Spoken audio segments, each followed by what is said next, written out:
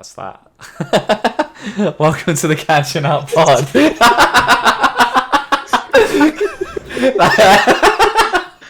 Starting off with a bang. We love to see it. Just Zoe doing that. Yeah, so for you, those of you that couldn't see, essentially Zoe, meanwhile, it's really distracting. I've got to like focus on OBS on one screen, and then on the other screen in the corner of my eye there's just Zoe going like this in the corner. But obviously that never happened because no one saw it. Yeah, absolutely. It's not on video. You don't. It's not there. I'm No recording my screen next time. I'm sure I should have. Threats have been made. Threats have been made. Right. Anyway, welcome to the Catching Up Podcast. I'm Nick. Episode 2. Let's go. Post Euros. A little bit delayed. Apologies for that. I can blame my co-hosts for that. So my co-hosts are Colin, which is over there, down low, and for audio listeners, I'm pointing to my bottom left, and Zoe, bottom right. She's the reason why it's late. Not to solely blame the reason.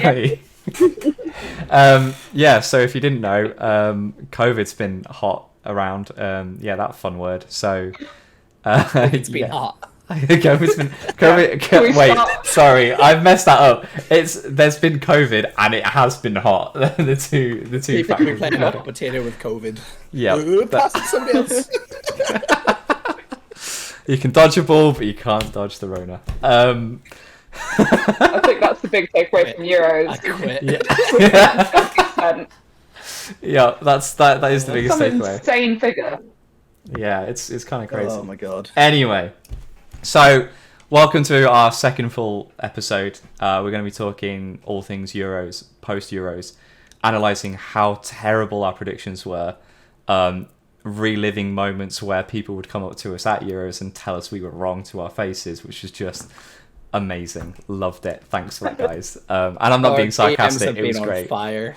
Yeah, it's the amount of people who've messaged honestly. us to say stuff just like, guys, come on. Yeah, like, look, We- initial apology. two I'm of us going were to put it there. out there. I do apologise for the fact that we made predictions and were wrong. It happens. I still back that. I still think I'll be right. Occupational hazard, I'm afraid. But yeah. This is how England can still win. Yes. But yeah, anyway, so want to give a big shout out to everyone who's listened, and thanks for all of that, all the support we've had. Honestly, it's been amazing how much support we've had. All the people that have come up to us and said hi, thanks for doing the podcast and just talking about Euros and dodgeball in general. The overwhelming positive comment that I heard, I don't know about you, Zoe, it's Euros or even at B's column, is just that the amount of people that actually enjoyed it because it got them hyped for Euros, because they were a bit anxious about traveling and things like that. But then, hearing about this and knowing that Euros is happening, there is a competition to get excited for, and Euros definitely delivered on that. So I really appreciate all the comments, all the messages. We genuinely love it, and yeah, all the likes and sharing. It's really great. So proud moment for all of us as we reached 300 followers on Instagram. We're at 320 odd views on YouTube for the first episode and around 90 streams online as well. So this is honestly just far exceeded our expectations. So we're really glad that you guys like it. It's still insane that we tripled our number of followers on Instagram since the last time we recorded our predictions. Yeah, It's memes. genuinely insane. People like memes and people like Zoe going up to them at, in the Euros and saying, "Hey, have you heard that we do a podcast?" I'll Hi. chop your head if you don't follow. Oh, and he got it in there.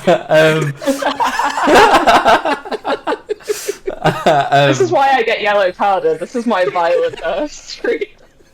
Yeah, honestly, I've seen some like scary people playing dodgeball, and nothing scares me more than Zoe running at me with a dodgeball, two-handed, gonna axe throw a dodgeball at me, and I'm just like, what is this person doing? It is frightening. Oh my god. But yeah, thanks for all the support, and yeah, really appreciate it. And personal thanks from me for when I was at Euros. Thanks for everyone who sent me a dodgeball. I got 5 nice new ones. So shout out to those who gave me them. So Aldred, the kit collector, gave me a Highlander ball and a GCG ball. Ludo for the CEC ball.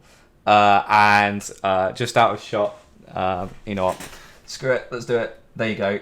This one right here, the Amsterdam Ball from Lisa, I believe from the Netherlands. So thank you for all of that.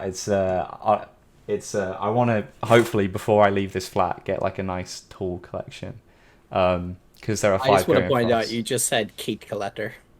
Keat Collector. Keat Collector is what you said. I'm so Key sorry. collector. Don't hate me. Don't hate me, Audrey. Old read. Oh, Might as well have said Kite Collector. Yeah. Well, why anyway. did you laugh at that? That was awful. Someone has to love the big jokes, Colin. That was the Someone most has giddy to. laugh I've ever gotten in my life. And I've been on dates before. Believe it or not. Oh, it's only taken us to the second episode to bring up our dating lives. Let's go. Good job, Colin. We run a podcast. I'm pretty sure people can guess how bad our dating lives are. No comment. Let's move swiftly on. It's Euros. So moving swiftly on, Euros. The other people we want to say thanks for is Dodgeball Netherlands for hosting it. We'll get on to like our thoughts on the whole thing, but just big shout out to the host because we thought it was incredible. I really enjoyed my time there. As the first Euros to go to, what a first Euros to choose. It was great. So thanks for everything with that, and obviously EDF for being the overarching body for it all. It's been a really great competition and great product to watch for sure. And on that is everyone being welcoming to us at Euros as well. So when we turned up and we were talking shit at Euros and in the crowds, whatever, people coming up to us and talking to us, it was really really great and really appreciate it. So we'll get on to yet again that dodgeball people make the sport. It really was that experience. And look, if you're not already looking at booking your tickets to go to Croatia next year, what are you doing? Get on with it. Let's get there. Let's like absolutely turn out for it because it's going to be awesome, especially after this year's been so epic. Going to Croatia is going to be amazing as well. So yeah. Anything in like Nick has just been trying to prod into the fact that I didn't actually go. And so he's just going to keep talking about how lovely everybody was for turning up and how enjoyable the experience it was. Yeah, Colin, didn't you really enjoy everyone coming up to you constantly to ask you questions and talk to you when you were in Dracton with the rest of us? Didn't you just really love the ambiance, Colin? It was really nice that everybody took the detour to Manchester to come to me personally, The one thing I will say is that you did manage to avoid the hell of Schiphol for that weekend. Congratulations on that one. I think smart decision on your point. Smart decision on your part for missing that. I will also say I doff my cap to Spike for realizing that taking the ferry would probably be the next best option after not going. That is the most genius move I'd ever heard. It was so good. We may have missed the first 4 matches, but we still got there. If you really wanted to, you could have went earlier. But yeah, I think you still smashed it overall. It was great. But yeah, so yeah, going on to the episode and what we're going to talk about. So we are going to be splitting this up into 2 episodes. Yeah, sorry to be a tease and make you wait for half of the content. Stop it, you tease. Stop. God, this is so not PG.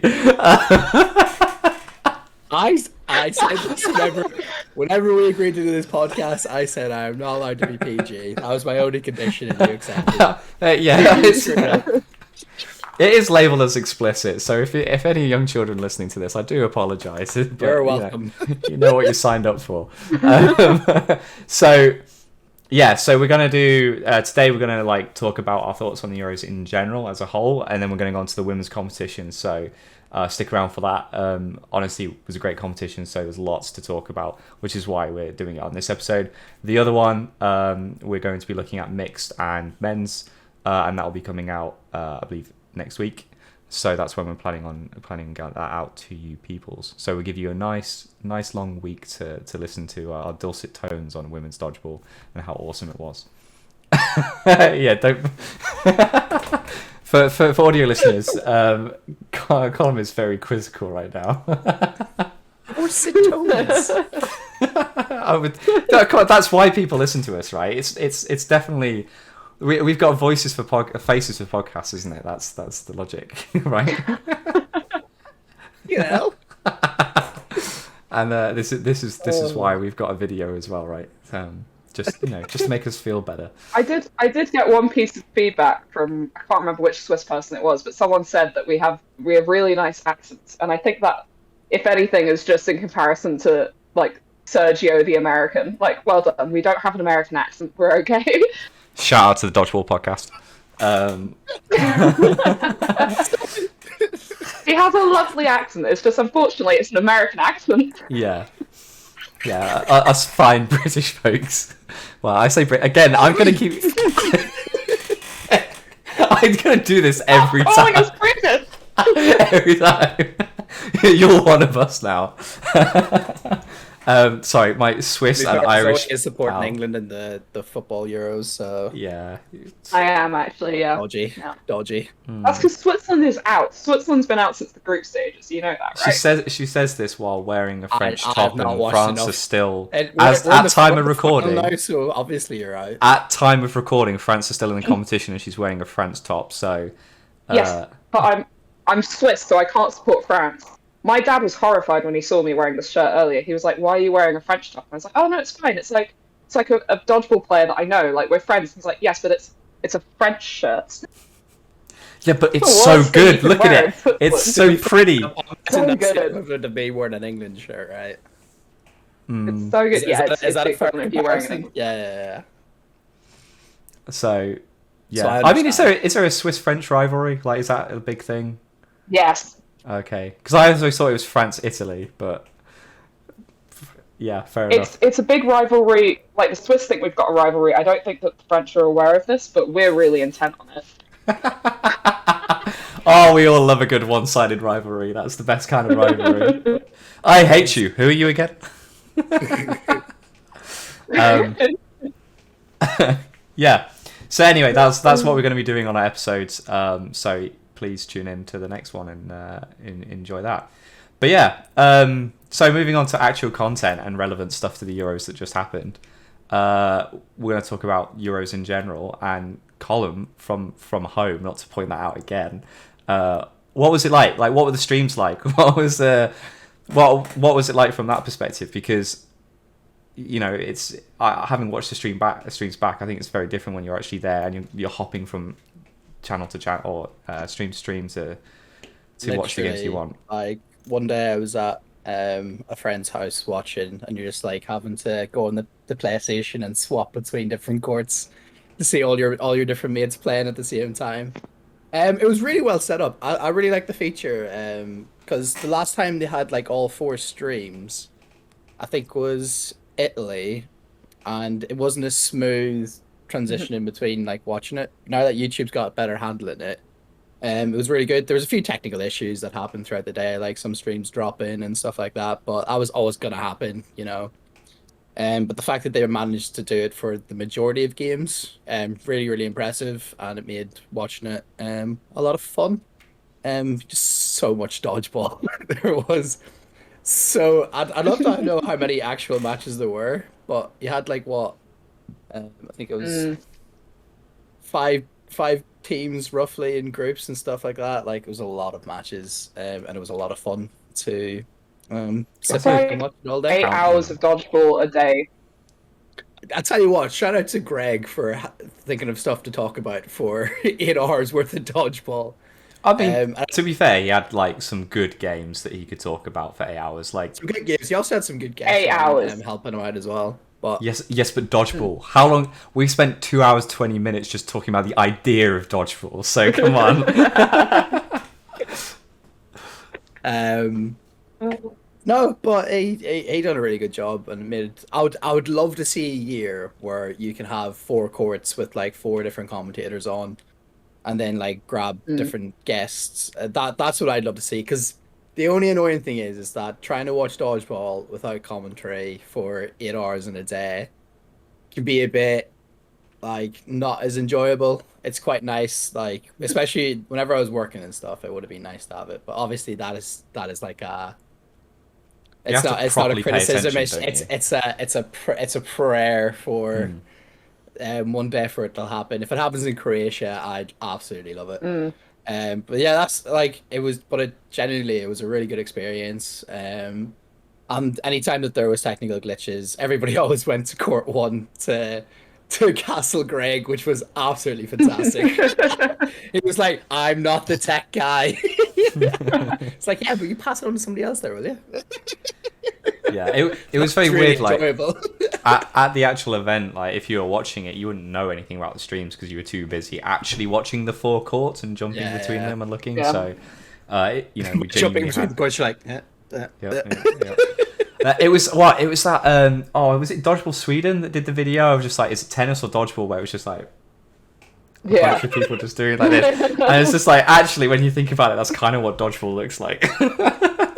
Do you know what I was also a big fan of that I've seen happening a few times was the French were live streaming it from their phones and giving French commentary over it, which I And thought was a really nice touch. The Czechs also did their own. Czechs did it live- as well? Yeah. Ah, that's Yeah. cool. Well, they I did it was on a big fan of YouTube, that. I but- thought that was that's why I wouldn't have seen it. But yeah, I thought that was a really cool thing for them to do as well. That actually rolling back to the idea of having commentators in each court would be really cool if like one of their players from that wasn't playing, like say the women were playing, one of the men would come over and do commentary on the stuff. Like I'd love to see that one year. Yeah, I think the Um, things in general, right, is that compared to last Euros at Newcastle, that was we had one main court and then 3 on Facebook.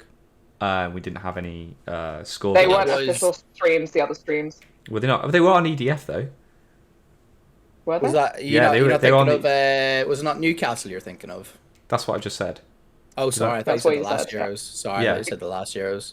Yeah, the last one was like it was like GoPros hanging up on the netting at the back, and then Yeah. for some games somebody would remember to hold up a scoreboard with like flags. Oh, yeah, that So glued about on them and stuff like 90% of the streams had a scoreboard updating all the time. Like there were a few times where it didn't update, or there was a few issues with it, especially at the beginning with teething issues, right? But in general, I think it got working pretty well, and we had that. scoreboards. Most of them and had like the scores. It was Yeah. the timings that didn't happen all the time. Yeah. I think a So fundamental, I think overall it was a really good job. I'm not gonna lie. yeah, like fundamental for a match, you need a scoreboard to understand Like, in terms of made- scores. compared to previous years where they've had the live streams, like having Yeah. the scores makes it so much easier to follow. Especially if you're coming into it like 5 minutes late, you have no idea whether it's a good thing or a bad thing about it, like how tight it is, stuff like that. So it made it a lot easier from a viewer side to be able to watch it, and it made it easier to kind of like swap between streams and know which ones are like really worth watching at that time and stuff like that. So yeah, honestly, hats off to them. They've done a really good job. And having like I think it was like the 5th referee or like the 5th volunteer from the line refs, like using them to update the scoreboards, I believe it's how it looked Yeah. from the live stream, was a really smart idea from them. So the way that worked, and Yeah. correct me if I'm wrong, Zoe, because you actually did it, but essentially on each court there was a PC, and that PC Yeah. was linked to the GoPro, and that was the stream for it. And on each of the screens, they had a big screen, and on that screen they would have a time in the middle and score for each team. Yeah. And I'm guessing there were basically buttons to say this team won a set or this team won a set. And then to reset the time. And the way that the timing system worked was they would even have the 20-second cooldown between this set and the next set. So if the start Oh, of the really? That's cool. so You didn't see that. You didn't see that in the live streams. yeah, there was like Yeah. a red. It went to a red timer essentially, and during that, if the ref started the set before the 20 seconds were up, then there was a way for the person to say start set essentially, and then it would go on for that, which was a really impressive setup. The scoreboards were pretty clear to see for everyone. I seen a photo from, or maybe it was one of the live streams I was watching, and it looked big enough that it would help players on court and stuff like that. And I don't know from like Yeah. how good it was Absolutely. from like the stands. Yeah, it was. There was one court where they had a smaller screen, or sometimes they didn't even have a screen. They just had the normal traditional like flipped chart scoreboard. But that's perfectly fine. Like the refs were really good at updating the scores correctly. I think there was one game, from what I understand, where the scores weren't updated correctly, but Yeah, because didn't affect anything. But other than that, like all the scores were updated pretty fine from my perspective. So if you didn't know, I was there with the Welsh lot, and I was doing their social media while I was there. Being able to see the scores at half time and at the full time, and knowing that they were correct, was really helpful to get a post out quickly and update, the social media. So just to clear up any confusion, I again don't know what it was like on the stream, but just in case they could hear it from the social media and this was the final score, so and see what it was. So I thought it was really slick, really well run. I loved the layout. So moving on to like what it was like actually being there, the layouts of the courts, I loved the netting. If you were to host an ideal dodgeball tournament, to me, like the spacing around the courts was plenty, and the way the netting was, I think, is how I would like to see dodgeball play. I know there's a debate that we've always had of, do you do wall to wall? Do you have netting? Like, do you have a mixture? Like, what's the ideal space? Because obviously at St George's we have netting on one side and a really long wall on the other, as in like a large blank space and then wall. Distance, yeah. So it kind of works like a net, but isn't technically a net. Whereas this was just netting all around. So most of the time, if you hit the net, the ball was trapped on the other side. I quite like that. I quite like how that feeds into the style of dodgeball. So having it in this format and having 4 set up in a way that it was in like quadrants, from a viewer's perspective, meant that no one court was miles away to watch. No, you can see from the live stream, because some of them had like the overlooking camera, that you could see like it was really well set up for a spectator to watch it all. I don't know how much the nets would have interfered in being able to see stuff, but it looked like it should be fine. It was pretty fine, to be honest. Like you could see, like nets are nets, you can see through nets. So it was kind of okay. Not to point out the me obvious. sound like a bell end. No, I get what you're saying, but like the ideal scenario, right, is if you could, if we had the spectators. So hint, come to Croatia. If we had the spectators, and the like ideal scenario for it is that we had spectator seating on one side of the hall, and we'd have spectator seating on the other side of the hall as well. So you could, if you wanted to switch sides to see which, that would have been helpful. But like that is the most minor comment of all, because the whole thing was just really good. Like I think, Zoe, you talked about this before, right? When we first looked at the sports hall, I was like, is that big enough for like all the courts? And we did the maths and we're like, yeah, basically you could fit all 4 courts side by side, have like 1.5 meters between each one, and then you'd have like a super long back end. And I'm like, that's cool. At least it'll be like a nice long back, so balls won't be pinging off all the time. But then actually going to see it, and it was just 4 quadrants that were netted. It was like, oh wow, this is really cool. Yeah, it looked a very good job. There wasn't really many issues of like balls flying between courts. No, especially compared to like previous years. It was always a big issue. So yeah, kudos to them for finding that place. Yeah, it was good. Any thoughts from you, Zoe, on like the event and the setting?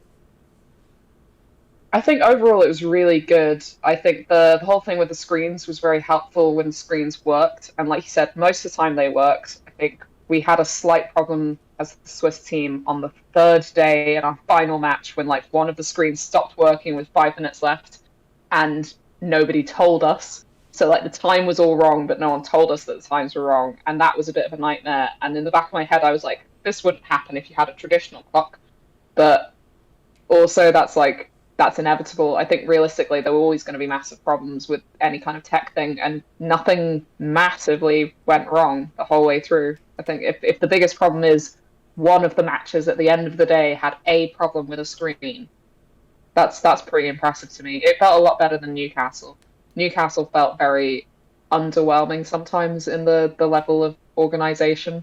Not to shit on British Dodgeball. British Dodgeball did a good job, but this felt a lot better organised as far as the streaming side of things, as far as the court layouts, as far as we had warm-up halls. That was a big difference for me. We had the 2 sports halls off to the side. Yeah, two little That's sports Didn't- halls right off the I didn't front. find out about this until the gala. I was like, wait, there's a sports hall there, and they were like, oh yeah, that's where we warmed up. And I was like, I wondered where half Yeah. the teams went to, because they weren't on court warming up Oh, and they weren't Nick. in the stands, and I was like, where have they gone? But you yeah, poor My little my soul. memories in Newcastle are of warming up in they had a dance studio space, but you have to be really careful because there's windows or mirrors everywhere because it's a dance studio. Whereas this was nice. It was actual sports halls, and there were two of them, so you can make sure you weren't in the same one So as your helpful. opponent. Yeah. did they So also helpful. have spectators sitting in there? Because they were kind of they were like, okay, because they were from just looking in, they looked kind of slightly longer than squash court size, essentially. Yes, That was they kind were of basketball court, right, essentially, okay, a little bit bigger. yeah. Yeah, no, the venue itself was really cool. The seating No, was great. that's such a helpful thing. In previous, if I did at tournaments and stuff like that, where you're like, oh, we really need to warm up, and there's just literally nowhere for you to go, so you're taking up hallways, going outside. I think it might have been Glasgow where we end up going into a big AstroTurf pitch to warm up basically. Yeah, so something like that. That's class for the players. Yeah. That's such a difference. It's was- such a Italy small thing to had think about. a wee dance studio that they used, which was pretty decent. But you couldn't do throwing properly in it. Was the only issue. Yeah, the whole thing was pretty well. The facilities were great, but I think the first thing someone said to me when we went there was just okay, you've arrived. We're sitting here, and basically there's toilets everywhere. And what they meant by that is literally wherever you turned, there was a toilet that you could go to. There was ones up in the stadiums. There was downstairs on the floor, ground floor by Middle the of the sports court. hall. Yeah, middle of the court. That's a what all bit. the maps for. I was gonna say that's a bit harsh for some of the teams that shit the bed, but Name names, I dare you. I will get onto it, but no one did because it was just such a great Euros. To be fair, the competition was great on all sides. So quickly backtracking there, but yeah, no, and there was a nice little. I've got to call it a bar, really, right? It was kind of like a cafe. It was a bar, where you're talking. Downstairs, and it was really nice, proper nice seating, place to sit, have a team chat if you needed to, because it was quite quiet down there because not many people used it because people were either getting ready to go on court or they were upstairs watching other matches or reffing. And the location of it was pretty good. There was space outside. During the finals day of the Welsh lot, we went outside and played frisbee, which was good fun. Oh yeah, I've seen a video of that. Yeah, look cool. And then there was a Lidl, and I don't know what the other supermarket's called in Netherlands, but it was a really nice one. Had lots of vegan stuff, so 10 out of 10 for me. But having it nearby was just Were you not able to survive off of apples and coffee? I don't drink coffee. I drink tea, so that was another issue. Yeah, and that's why I've got the British flag back, just to remind everyone that I'm a teaaholic. But yeah, no, it was really great. It was really great, and I think we were concerned about the whole thing of staying in Groningen and how that would work out. Yes. But the bus system worked really well, I thought. Yeah, I think after the first day, it worked a lot better. The first day, I think some teams were maybe taking the piss a little bit, and I won't name names. But after that, then I think people generally got a little bit better at actually respecting the fact we all had to be there for a certain time, and it worked really well. I really liked the vibe in the hotel that we had, because we had in the same hotel we had Northern Ireland, Switzerland, Sweden. 3 Northern Ireland, Switzerland, Sweden, Austria, and Wales, obviously. We're all in the same hotel. Bunch, to be fair, yeah. It was really good. Lovely, It's just lovely nice people. at the end of the day to go back and I don't know, would all of us Swiss lot would go off after dinner, get our ice creams, and then split off into different groups. And like you go back to the hotel and you'd find like a bunch of the Austrians were sitting around and you could go have a glass of wine with some of the Austrians, or the Welsh would be playing cards, or you'd have Sean from Northern Ireland in the corner who would talk your ear off, as happened to Nick multiple times. No. No. Let's get this correct, okay? No. No. That was another meme. No, Sean was in the corner watching video and trying to be a good coach and be prepared for the next day. We, the Welsh lot, who were not playing the next day, so myself and Spike were just chatting shit in the corner, and Sean just couldn't help himself because poor Sean had to put up with you and Spike. Reese was there too, and honestly, it was so funny.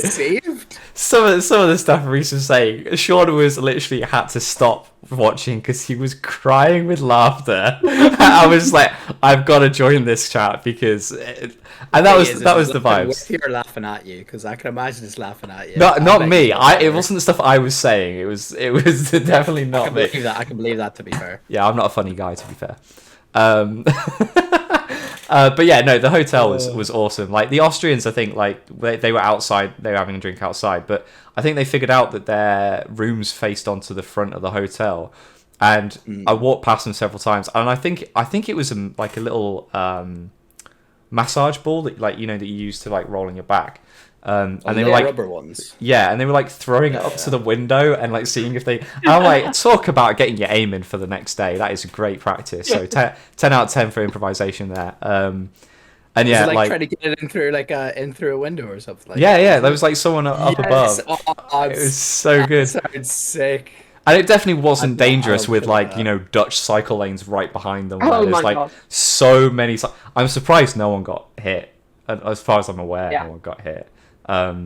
Because there was the cycle lanes are like proper wide and there's so many cyclists coming along it. But yeah, from the Welsh tend to use cycle lanes, yeah. Thanks. Good info there. Right. That's what Colin's here for, keeping us in check, making sure the facts are correct. Cyclists go in cycle lane, cars go on the road. In other news, planes fly. Whoa. Whoa. Not from shithole, they don't. Wow. Very good. Touché. 10 out of 10. Well done. But yeah, like the Welsh lot, I think I say we, I'm not Welsh, but I was with them, went out for meals outside of the hotel where I think everyone else was in the hotel. I think the Spaniards joined you guys in the hotel, right, for food, even though they were staying elsewhere in Groningen. And for the others, like you may be wondering, Euros there wasn't just Austria, Wales, Northern Ireland, Sweden, and Switzerland at the Euros. Others were dotted elsewhere. I know England were just outside Groningen. Scotland were in Drachten. And I think Czechia were too. I'm not sure who else joined Scotland. Czechia weren't. Czechia were about an hour out in the other direction. Sweet.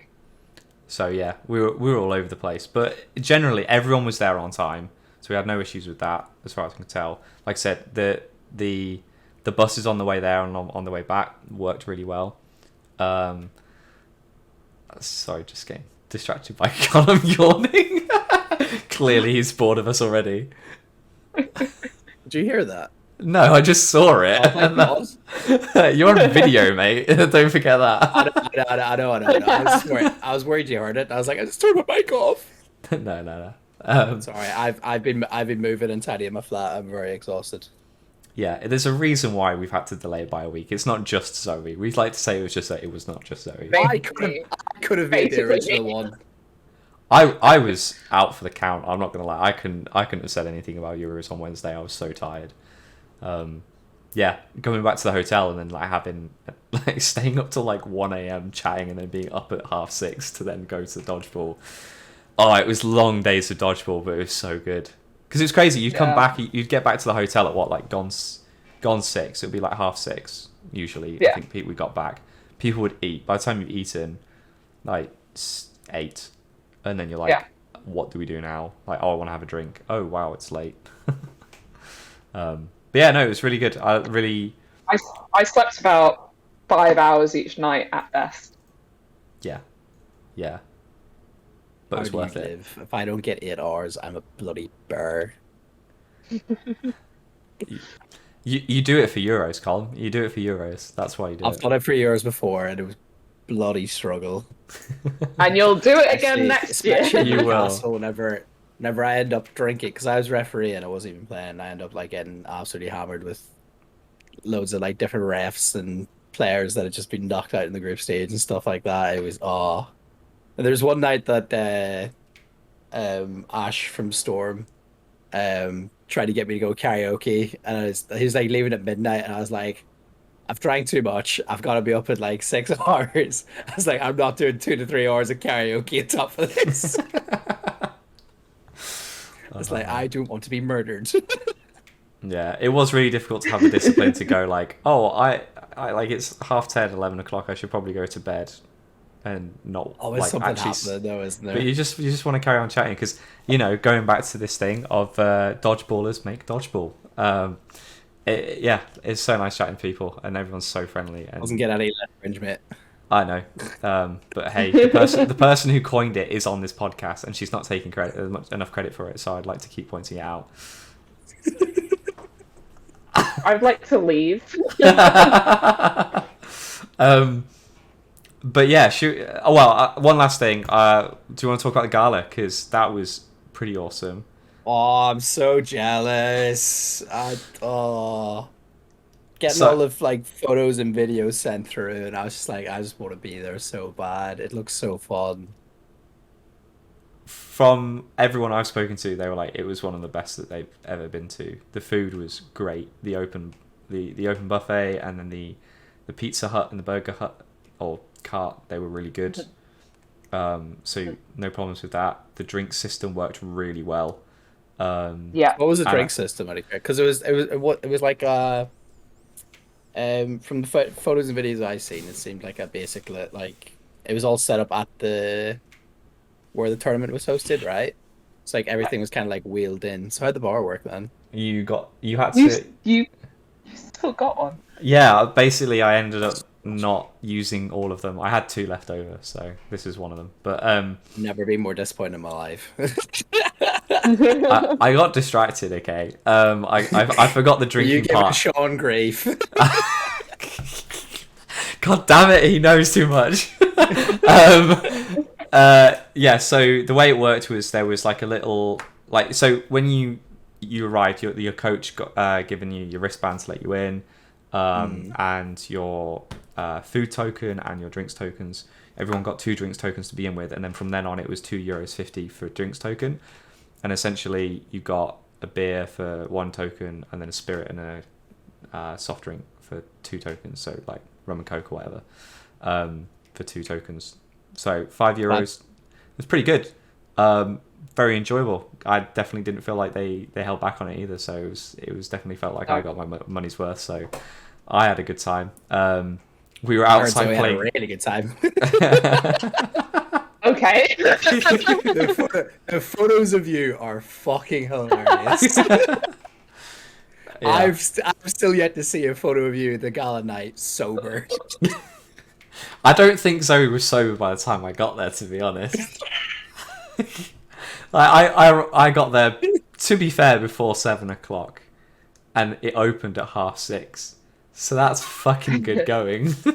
My favorite thing about Zoe is that she's always on the edge of the photos. Go, Hi. anybody who's listening to the podcast, just find any photo that Zoe is tagged in, and you'll know exactly the face I just pulled. Go to the Netherlands Dodgeball Facebook page because they've posted them all on there. And you, They got a load of photos. I haven't even seen them yet. Go Can't look wait. on there. It's great. Some good photos over there. That's my podcast host, though. I'm proud of you. I would have been in an even worse state if I was there, so don't worry about it. It was great. The problem with the gala, and this isn't a problem with the actual gala, this is why I was drunk by the time Nick arrived. We the Swiss were in the same group as the Scots in all 3 categories. We pointed this out on the podcast last time as an interesting little, fun little thing. And the Scots noticed this and decided to buy us a bottle of whiskey A pretty good bottle of whiskey as well. Like I really liked it. It was that's really photo smooth. you sent through to me, right? Yeah, that looked pretty Yeah. decent, to be fair. The problem is obviously whiskey's an acquired taste, so we like opened up the bottle during our pre-drinks and handed it around, and like most people took a sip and then they were done. But then there's still like half a bottle of whiskey left, and so the 3 or 4 of us that actually genuinely liked the whiskey were just like passing it back and forth on completely empty stomachs. And then the gala started. Oh, And for context, Zoe likes her whiskey because she'll go travelling for it. She literally did a whiskey tasting tour of Scotland beforehand, ironically.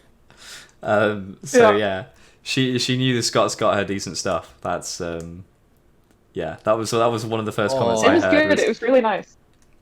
Yeah. Do you even remember? I'd be more impressed if you remember what it even tasted like. Anyway, It was- I'm proud of you, and it was that's all that smooth. matters. Smooth. It's what Yeah. it was. But yeah. I'm proud of you, and that's all that matters, right? Like, You drank enough for both of us. I think that's all right. it happened in Newcastle as well, though. I am always the drunkest out of the Swiss by like a country mile because I've lived in the UK for so long now that I drink like a Brit. And the Brits drink to get drunk, whereas the Swiss drink, Drink to forget we're enjoy Britain. alcohol and get a bit buzzed. The Brits are insane with the amount that they drink. We are very much like, you need to drink until you puke and then you should drink more kind of people. And it's like, you don't. Yeah. You really don't. You really don't have to do that. The coach back to Groningen definitely wasn't filled with a load of drunk British people, was it? Oh, God. I got stuck. I got stuck downstairs because the Brits invaded and like sat on the stairs and wouldn't let me back up to the Swiss upstairs. Yep, you got stuck with us. But yeah, no, it was a really good gala, and the music was great. DJ was 10 out of 10, great dance floor, and all the other things that they did as well, because it wasn't just like the food, the space outside to chill, because obviously it was such a nice, lovely warm day, and like the space to dance, but they'd also done like local like Dutch games as well. So there was like I seen that. That was hoop throwing and such a stuff like nice that. touch. Yeah, really, that like was really such a nice touch. great stuff. Really well organized. Like the whole thing, as far as I'm concerned, went off without a hitch. I did realize I talked all about the gala and stuff, and there's like key things that I forgot to mention, such as like the Austrian music that was at the event, because Austria and their big speaker was awesome. Their music choice, great taste. I mean, maybe I'm biased because I just like that type of music anyway, but the Wakanda song that they were playing at the end of every match, where they had everyone doing the same dance move. Honestly, like I was with Elliot at the end, and we were watching the awards ceremony. Okay, that makes a lot more sense. Okay. There is a song. We'll try and do like a little TikTok of us doing it, and we'll No, we won't. no, we won't. Well, I'll put the song on Instagram anyway, so you guys can go find it. But just to get an idea of what it was, and basically after every game, Austria would get in a line with the other team, and then look to the crowd playing this song, and everyone would be doing this like dance move, and it was great, but it was quite surreal at the end when it was the awards ceremony, and the entirety of the hall was doing it. Like everyone, all the players were doing it, and all the spectators were doing it. It was quite a surreal moment, pretty cool.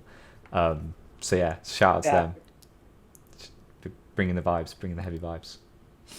Shall we actually talk about some dodgeball? Well done, Austria, for deciding ahead of time what the theme tune. The theme tune. Yeah, the theme tune of Euros 2022 was the Wakanda song, which was really good. 100%.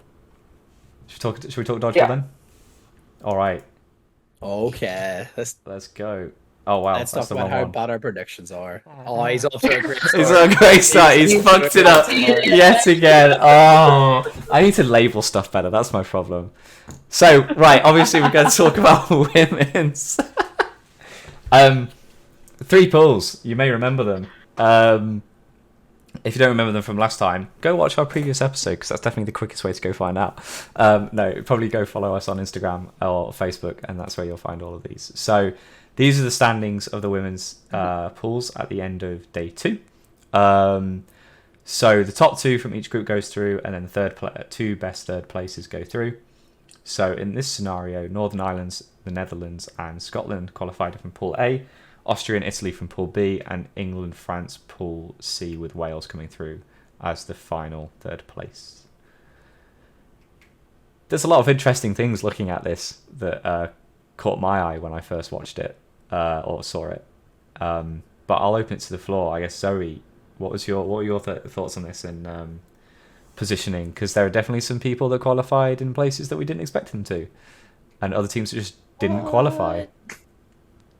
I think I expected Pool B to be one of the ones that had a little bit of circular stuff going on, and actually it's probably the most straightforward pool. Do you know what's insane to me about Pool B? Is that I look at the first match in the first day, Italy-Ireland was like a super tight game. And Republic of Ireland end up finishing quite like low down. Yeah. I was so surprised. I looked at the Italy-Ireland game. Well, unfortunately that was one of the games where the stream crashed, but I'd heard reports like Ireland were doing like play-by-play on it. And Italy like stormed ahead something like 8-0, 8-2 or something like that, and then Republic of Ireland brought it back to one set between them, and then Italy pulled away. After that I was like, oh yeah, right.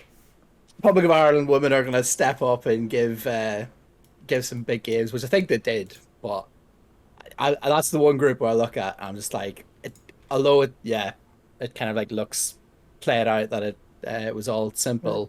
I feel like it was very undeserved unjustified is probably a better word. That could have easily been a round robin of Italy, Sweden, Republic of Ireland going against each other, because I think the Republic of Ireland Sweden game was like a very close encounter as well, because I had Nick giving me text updates play by play for it. I mean, from memory, the Italian team had quite a lot of young players, new players for their women specifically. I don't really remember. I think they had some new players for their men, but their women were quite a different Italian squad to what we've seen before. And the thing with that was that they got better over the course of the tournament. So, I think if you'd had Italy and Republic of Ireland play at the end of the tournament, I don't think it would have been that close. But on the first day, yeah, definitely. Well, Italy played Northern Ireland in the playoffs, and that was a close game. And what I will say about the Italy women, like honestly, they. Oh wait, sorry, no, I'm looking at the wrong group. Would help if I'm not looking at mixed. Who did Italy play? Italy played Netherlands to begin with, and in the quarterfinals, and then lost to Austria. Having looked at how Italy played, Italy women were fearless in their style of play. Like, it's similar-ish to the French, what you were talking about before, in terms of very catchy and kind of stuff. Like, they definitely had their catching ability and very quick and nimble around court. But what the Italian women do, from my perspective, what I saw was they were very aggressive being up court. So if you had 3 balls and you were about to make a call, expect the 2 Italian women's on the wing to be up around their side of the neutral zone. Trying to get some fakes in, trying to catch you unawares, trying to disrupt that call making ability, which we've all experienced at national leagues and stuff. It's a good way to try and disrupt that calling so that they then get the play 2 ball called on them, because if they manage to do that, then obviously you've got the ball advantage of 4 balls. Italy played that very well into their strengths, and that definitely showed in some of their games. They were able to stamp their authority by being that aggressive high up the court. It didn't work well at times because some people were like, well, you're going to be up to the court, fine, I'll take you out.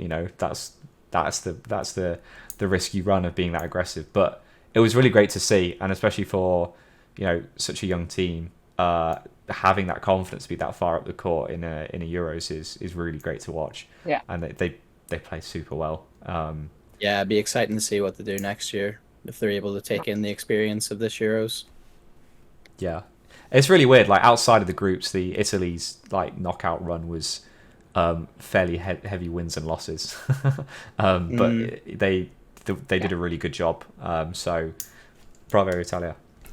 Did really good. It was really good fun to watch. But yeah, that was Italy. I think, like you were saying, I think we all expected B to be the one that had a bit more of a round robin, and then like the thing that like blows me away with this is that you look at Pool A and Pool B, and the points difference or the set difference for the third place was always higher than the second place in those Crazy, isn't it? those two groups, which is mind blowing. And I didn't watch too much of Pool A to understand this, but Pool C, obviously, I was quite invested in watching Wales. And Wales's groups went down to the fact that they kind of got blown away by France. Like, France were just insanely good. They played so well in that match against Wales. I think Zoe, you said before you thought that we might have a round robin in this, in the fact that, Wales might outcatch France, but it seemed to be kind of the other way around. Yeah, the thing that I thought was going to happen in Pool C was I thought, what was it? I thought that France would beat Czechia, Czechia would beat Wales, and Wales would beat France. And I thought the reason why Wales would beat France was because they have similar catching abilities. I think France is a little bit better, but Wales on a good day, very, very good catching ability. We saw it in the match against England.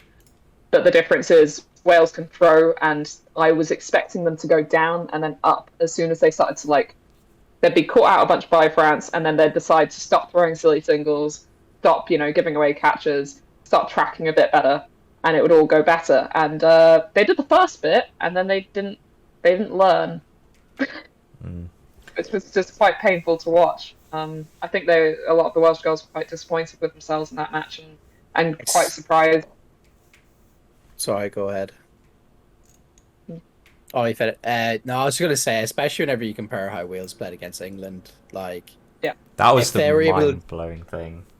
One set in it, and look at that score difference for England. Shows you the kind of style of play they were going for. They were just going aggressive, rack up as big of a win as possible against every team, and Wales just kept finding ways of clawing themselves back into the game and making England work for it.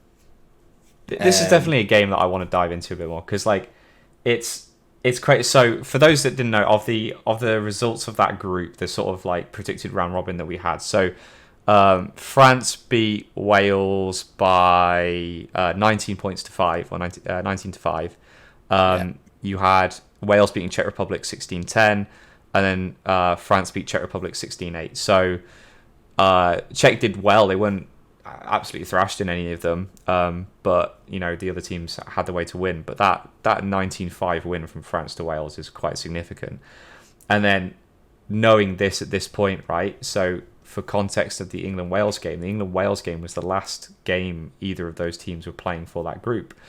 So at this point, Wales know that if they don't beat England, they're playing, and even if they do beat England, they're probably playing for that second or even just best third spot, because they lost to France. Mm-hmm. So going into England, the England game, they've got to be thinking damage limitation, get the sets difference in our favour so that we can make sure that we're safe. Because the Sweden game afterwards, that was against Hungary, they had a huge set difference to overcome. But, before the England game, that could be totally undone if England just ran away with it with Wales, which is obviously a fear after that sort of 19-5 loss to France. And I think, and some people are going to think, Nick, you're being an idiot, you're stupid. But personally... I think that every day, Paul. Cheers, buddy. The way that Wales played, they won 3 sets on the bounce, essentially, to finish off the match against England. And they lost to England 11-9. I think if Wales weren't worried about having to have the good set difference for that third place playoff, I reckon they probably could have drawn it, maybe even won it. So for context, that last set, basically England wound down the clock to win it, but Wales were quite happy to let that kind of happen because it meant that they only lost by 1 set rather than 2 sets or so. So I think there were 3 Wales women left, and there was only 1 English woman left on court, and she lasted, I think, 30 seconds, lasted it out. I think it was Imi lasted it out and managed to stay alive. But I think if Wales really wanted to be really aggressive, they could have pushed for that 90-second set to tie the score, and maybe even have rushed the sets earlier to potentially have brought it back and maybe even win by 1 set. I think that's a bit more rogue, but I definitely think draw was within the realm of possibility with the way that they were playing in that final. And it was just such a weird game. England didn't put as much pressure on Wales as I expected at times. There were times where there were balls just sat in a neutral zone, and Hannah Ward just literally walked up with the ball. She was like only ball defending herself because the other ball was coming on court. Walked up to the neutral zone unpressured, got the ball back, and like that is the most un-English thing to do, is not put pressure definitely on a ball in a neutral zone. You want to be saying, right, okay, you've got 2 balls at your side of the court. We're going to put pressure on that ball to make sure you don't come and get it, and you're either going to throw a single that's rubbish, or we're going to put pressure on you so it's play 2, and you've got to throw both of your balls and try and recover this ball in the middle. And they just didn't do it. It was bizarre. Yeah. It's a good game to watch, though. Good game to watch. Oh, it was fantastic. Like, shout out to Elisa, played an absolute blinder in that game. Like, some ridiculous catches. The throwing was absolutely on point. She made that quarter round unreal. That final set dominated it. Like, so there was a 3-ball throw on her, I think, that happened. 3-ball throw, which she dodged 2, caught 1, put 1 ball down to try and... Wasn't it it was a 4-ball attack, 3 were thrown, right? And then she caught the 4th one. Yeah. So she dodged 2. No, because she made 2 catches. So she made 1 catch on the floor, put the ball down to try and get up, and as she got up, she reached for the other one and made the other catch. She got 2 catches in a row. And it's so weird because... The held ball released a little bit later. And the hilarious thing is because at the same time, I can't remember who it was on the other court, I'm so sorry, but she threw a pre-throw across court, and essentially you saw 3 English women just turn and walk off in unison, and it was just like, what just happened? It was great. It's a really, really, really good game. But yeah, congratulations. England did still win that. So they did hold on for the win. But Wales really showed a great resilience to come back from that loss to France. The heads could have easily gone down. You've lost to who your biggest competitor for that second spot is, and you're playing one of the best women's teams in Europe and the world. Like, you could have easily gone in with your head held down and taken a battering, and nobody would have really kind of said anything otherwise. But for them to mentally prepare themselves for that game and go, right, let's stick it to England and see what we can do, very, very good display from the Welsh girls there. Yeah, gotta respect it. I think 2 other games that I want to point out, which were really good, is in Group A or Pool A. One you're involved in, Zoe, the Dutch v Switzerland, and also then the Scottish v the Dutch as well. Because I think none of us had the Dutch leaving this group. No. We all had Scotland, Switzerland getting out. But Dutch played really well. Really, really well. And thoroughly deserved that second spot. Yeah. Do you want to talk about your game first? Because that was the first one that happened. Yeah, I mean, the interesting thing, just in general, looking at Pool A, same thing in Pool C, is that you've managed to get second place has a worse set difference than third place in both of those groups. Netherlands by a substantial amount there, minus 8 for a second place is insane. And it's basically just because they played very close games in all of the games that they played. I don't know what the scoreline was against Spain, but they beat Switzerland, us, by 1 set, which I have agonized now over that footage to try and work out exactly what went wrong. But that's crazy. The fact that because Netherlands finished, what was it, like 6th overall in the whole competition, 5th in women's. Like don't know if you know. 5th. The Netherlands finished 5th. Yeah. Yep. So Netherlands finished 5th overall. Switzerland finished 12th, and that was a 14-12 scoreline at the end. Between those two. So that kind of tells you, I think when we're looking at the overall rankings, it's important to remember that it's really, really crowded in that middle zone. Like, you've got Austria that is way ahead of everyone else in skill level, and then you've got England who are way ahead of most people and then not really touching Austria at all.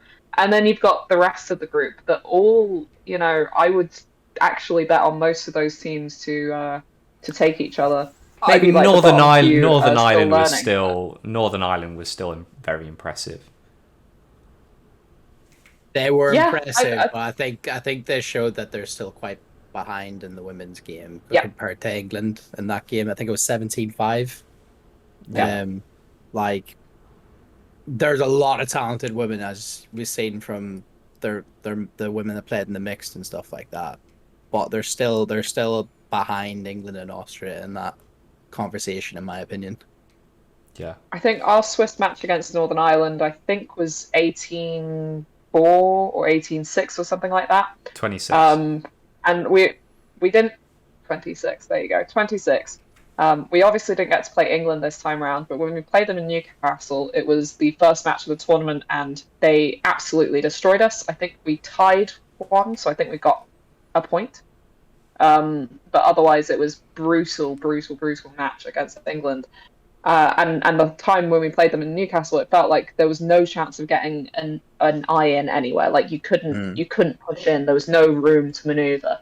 Whereas against Northern Ireland, a lot of those sets, if you watch back that match, yes, they beat us by a substantial amount. But actually, I think we felt quite hard done by in that match because some of those sets should have been pretty close, and we were up, and then we lost an advantage. And it's sort of like, with 5%, 10% more skill in the Swiss side, and an extra years of experience, then that would have been a super close match, which isn't the way that it feels when you play against England or Austria.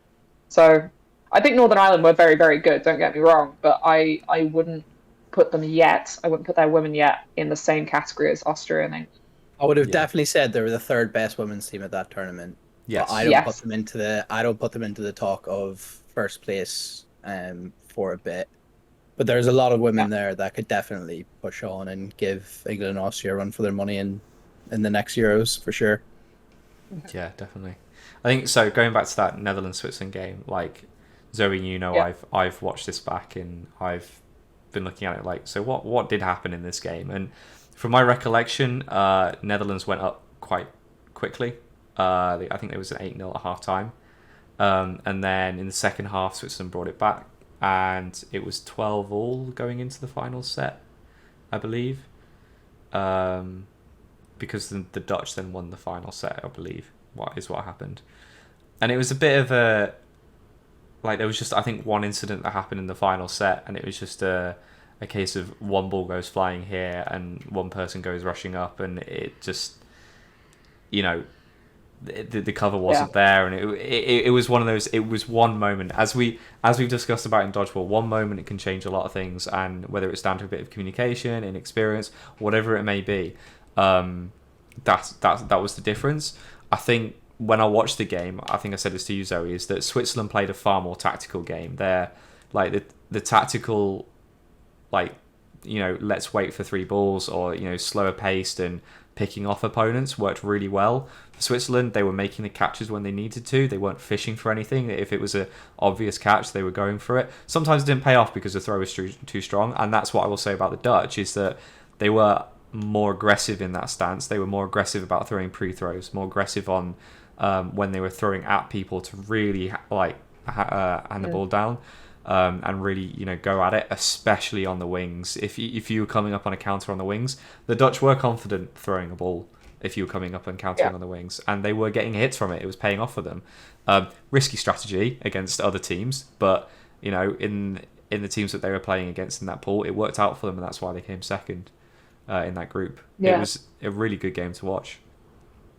I think they, in our predictions, Netherlands kind of went under the radar, and for me, then it was because when we played them in Newcastle, they were very, very skilled players. A lot of them have handball experience. You'll have noticed that, Nick, when they were doing their social media meet the players, it felt like every single player they announced had come from handball and had handball background, and you can really feel that on court against them.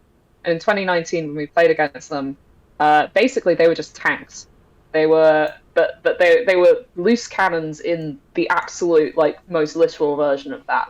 They were cannons, but God, they were loose. They had very little structure to their play. They kind of backtracked incredibly slowly, which I think they still did a little bit this time around. But they weren't defending each other, and that was the key difference this time around. Was they actually were getting up and defending each other, which meant that our tactic going into that match, we were get out of the way of the balls. Make sure that we don't get hit out by these insanely strong throwers, these ex-handballers. And then after that, we'll pick them off because they're going to be really slow backtracking. And then you went up to pick them off, and suddenly there's a winger there who's about to hit you in the face. And you're like, oh, okay, that's new. That's not what they used to do. Yeah. So clearly they, I said that Italy were going to do that they were going to take the pandemic as an opportunity to learn tactics, and that might help them. For some reason, I didn't apply the same logic to the Netherlands, and the Netherlands absolutely, learned a lot of really good dodgeball intelligence over the pandemic. I think still The have a women little bit especially. of ways to go, but absolutely, compared to in Newcastle, they were so much more confident on court. They were so intelligent, so aggressive, and I think it just really took a lot of people by surprise. Yeah, the absolute confidence with holding balls as well, just like to go. Yeah. There were times, and like Zoe, you may have seen this as well. I think it was. I'm trying to think who it was. I can't remember. One of the Dutch women. She was last in, and she's like, "Oh, I've got 3 balls." So she walks up holding all 3, and she's got I've two. seen this, yeah. One in one hand, one under it, and the other one, and I think she was even left-handed, and then throwing it. I say even left-handed. I can't imagine throwing left-handed, but like throwing with a strong hand, and I was just like, she's got a whole half body just locked into holding balls, and the throw was still whistling past people or like whistling out, and I'm just like, that's scary. Like you Yeah. don't like. It's like, oh yeah, okay, it's okay, she's throwing a ball, now we can counter her or whatever. Or, oh, okay, she's holding 3 balls, maybe we should pre-throw her. And like, no, because she was still able to dodge and move around. She was confident in holding the 3. I was like, bloody hell, like that's daunting. Like literally the definition of a tank walking up to the front of court and taking aim and just, I've got more ammo, just deal with this. It was yeah, very impressive to watch the Dutch play, the Dutch women play. It was And they're all like good. that. Yeah. They're all such insanely talented throwers. So when I think about that pool A, then I think about the great things in each team. Nobody in any of those teams came close. Like, I feel like the weakest Dutch player, throwing wise, was probably still a stronger thrower than pretty much every other player in that pool. It's ridiculous. They're so ridiculously fast at throwing. Yeah, and like going back to Switzerland and what you guys did, like you guys played well, and I think okay, I'm not really a coach, but like from what I could see is you played a style that fit the people that you've got on your team. You looked at people you've got, and you go, right, people play in this way, let's build a tactic around that, and it worked. You lost some really close games, like you played really really well, and like should be very happy with those results. Like I think the main reason you've got that rough score difference is entirely the Northern Ireland game. Like looking at them, it's you had some really good games otherwise. Yeah, good all round really. And I think this is something I want to say about all the teams is that even Spain and Hungary I think this is the first time Hungary brought a women's team. Is it? Definitely the first time Spain's brought a women's team. Everyone looked good. Like they all understood the rules of dodgeball. They all had their own tactics, their own techniques. Everyone was bringing their own style of dodgeball to play. It wasn't a case of, Max said it on his interview with Sergio, is that there was no real blowouts anywhere. There were some big score lines, but they weren't absolute wrecking teams or anything because everyone was playing dodgeball. Everyone had their own tactics. Everyone had a calling system. Everyone had a recognizable form of dodgeball that we can all look at and say, yes, they know what they're doing. Yeah. And it was really great to see because it meant there was competition all round at every level. And that especially showed in the knockouts. So, yeah, definitely want to say that about Spain, Hungary, and Belgium as well. Like, it was great to see. But any other groups games that really caught your eyes before we go on to the knockouts? I mean, they're all. I can really see. The most are available online to watch. So if there are any there that look interesting to you or take your fancy, definitely go watch. But I'd definitely say France, Wales, go watch. Netherlands, Scotland, go watch. They were good, and Wales. We should Wales, make England. a YouTube playlist and attach it we should to the thing. Because that's what them YouTubers do, isn't it? Them YouTubers. We are one of them now. Cringy man. It says you.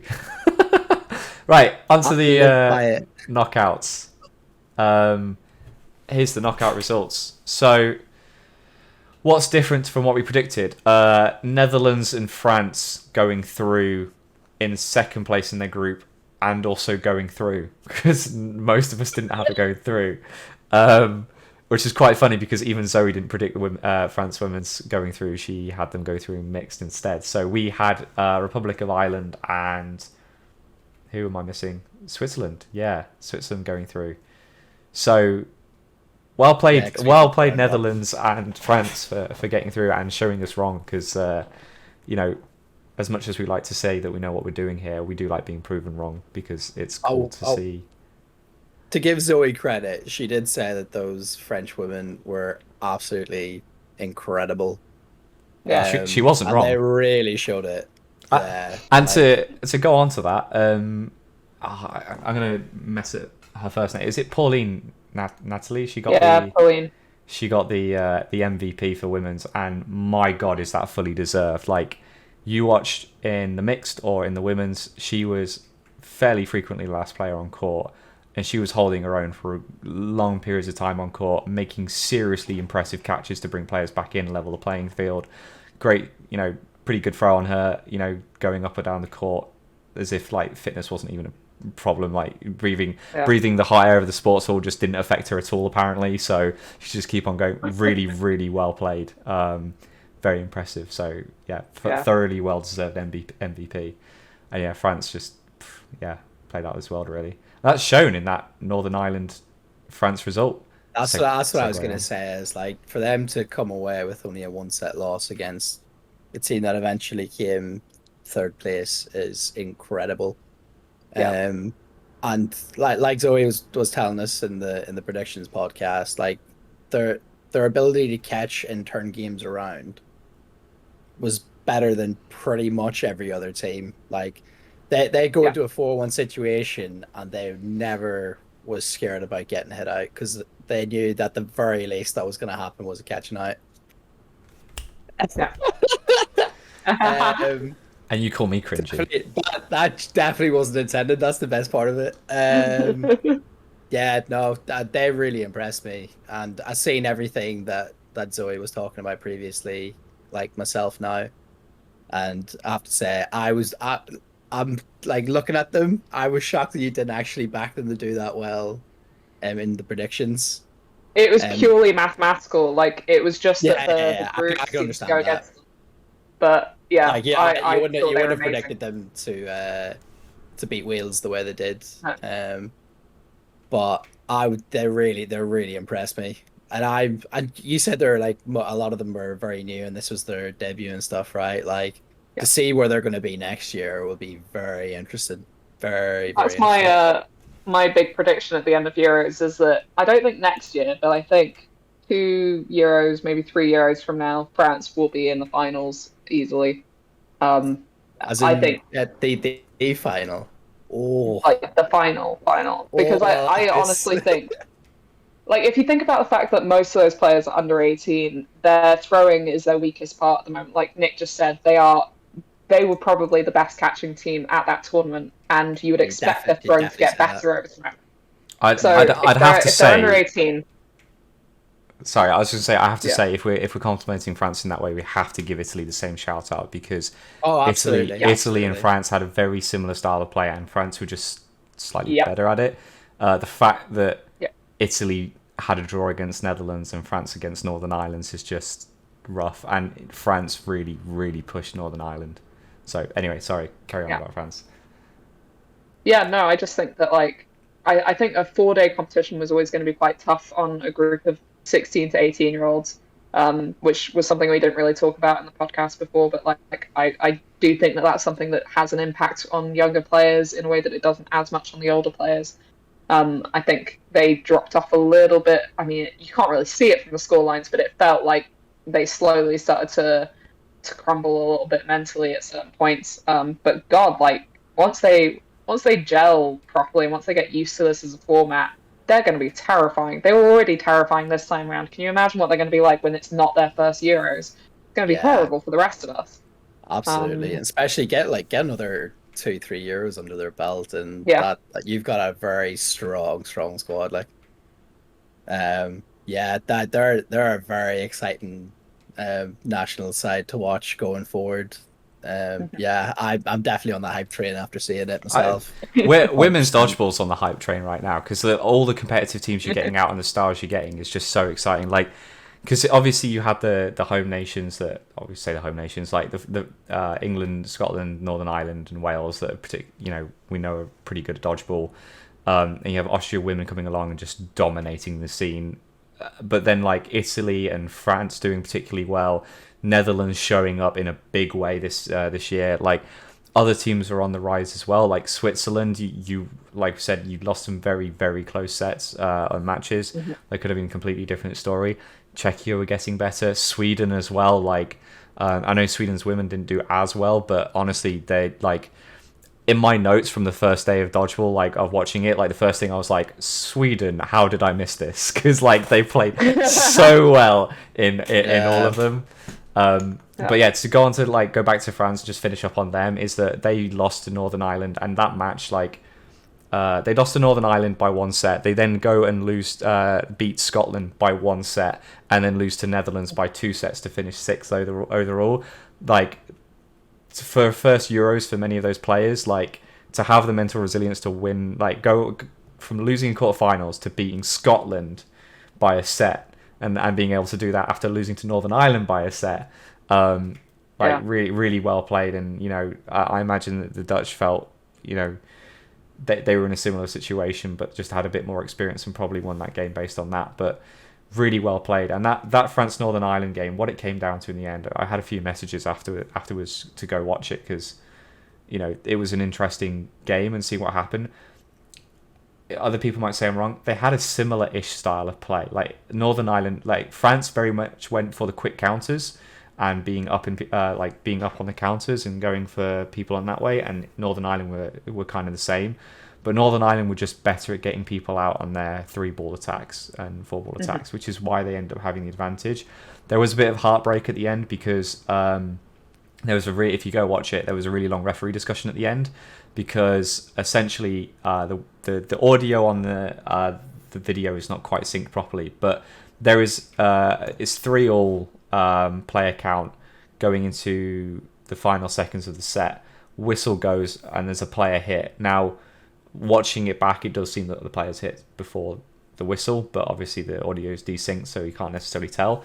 But that's what they were deliberating of. Was it 3-3 or was it a Northern Ireland win? If it was 3-3, then it would have meant that France could still have drawn in the last set. So it went from being it was 10-8. It was 10-8 going into the last one, so it would have been 11-9, and going into the last 90-second set, France could still draw it if they did it. But unfortunately for France, the player was hit just before the whistle, and that's what the rest took so long to talk about. It was when was the hit taken, and it was before. I think it was the right decision in the end. And then they sorted that out, but it meant that France in the last set, having won it, was 12-8 going into it. Yeah, it was 12-8 going into it, so they brought it back, which is heartbreaking because it really was a fight in that second half, all the way through. It was a great watch. It was a great watch. Really good. So, hearts go out to France, but well played Northern Ireland for getting that hit. But that's milliseconds away from a very different outcome, which it shows you how well the French played. Really did. Yeah. I was probably just to talk about that final hit. Like the experience probably showed in that as well, with a few seconds left, because it was my memory is there's quite a big fish for it as well. It was a fish. Like it wasn't a spectacular hit, in any way, So that's just a pure experience moment. I'd love to know if in France they call it un poisson as well, like calling it a fish. Do they actually call it un poisson, or not? Oh my god! Please educate me. But yeah, fantastic. Okay, well that's a shame. Let's start. You're a fucking idiot.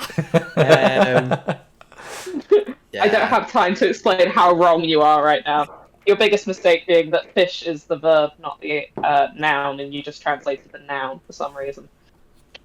I mean, I didn't. Yeah, I guess Weirdo. I don't know if there's a fish verb. To be fair, Just give him a knockout punch, please. Yeah, two I'm here for fish. it. 2 fish. Okay. Oh right, yeah. There's that. Yeah. Okay. Fair. Yeah, I'm tired. Okay. God, make your point. Make your point about that hit, Cole.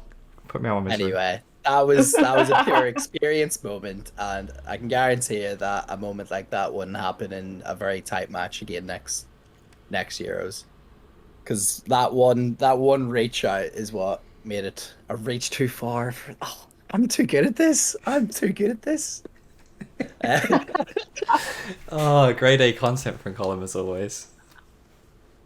Yeah, no. But that was the difference between a chance at making the semis and unfortunately just having it too far to catch Northern Ireland. But it was still such an impressive display from both teams, really. Yeah. And you can all ignore my terrible mistake. You'll have noticed. No, you've noticed. I noticed. I know it's there, and I've just realised. So Northern Ireland did lose, and they lost 17-5. They didn't win. They didn't lose and score 17. And yeah, I reckon England won 17-5. Make that the reality. No, England got to the final. Yeah. The other games in comparison were fairly comfortable for all of them. I think the England Northern Ireland game, England kind of had it. I don't want to say had it in hand, but they kind of did. They never looked uncomfortable in the game, in my opinion. Yeah. I don't. That's not to diss Northern Ireland one. I think they played really well throughout the entire tournament. I just think England are just that step above and very well deserved victory on their end. Which resulted in the final, in the England-Austria final. We look at the predictions now. Yeah, let's not. Well done, Colin. Who didn't predict that? I'm Used dead to. curious. Did we Us both? too. Yeah. I was the only one that predicted Austria to win the women's. I'm literally checking it now. Yeah. Oh, he doesn't It was believe that. me. No, okay, no, sorry. All of us had Austria, England in the final. Yeah. But yeah. We said that England would win, and Colin said that the 4-time winners would have a 5th-time win, which, to be fair, was the safer bet to go for. Yeah, it was, to be Sometimes fair. Sometimes safe is right, okay? Yeah, exactly.